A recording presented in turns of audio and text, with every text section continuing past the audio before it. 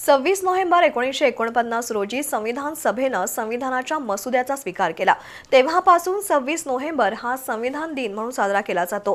कोल्हापूर जिल्ह्यातील विविध संस्था, संघटना आणि प्रशासनाच्या वतीनं संविधान दिनानिमित्त 26 नोव्हेंबर रोजी संविधान रॅली काढण्यात येणार आहे। या रॅलीमध्ये नागरिकांनी मोठ्या संख्येनं सहभागी व्हावं आवाहन समाज कल्याणचे सहाय्यक आयुक्त सचिन साळे यांनी केलंय।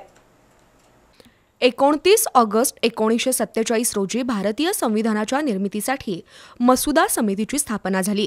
डॉक्टर बाबासाहेब आंबेडकर या समितीचे प्रमुख होते।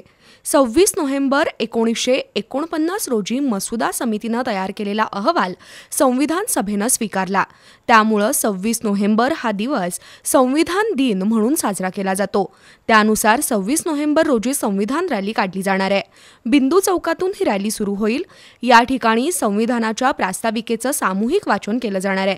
या रॅलीमध्ये शालेय विद्यार्थी, शिक्षक, खेळाडू, तरुण मंडळाचे कार्यकर्ते, महिला बचत गट आणि नागरिकांनी मोठ्या संख्येने सहभागी व्हावं असं आवाहन समाज कल्याण विभागाचे सहाय्यक आयुक्त सचिन साळे यांनी केलंय।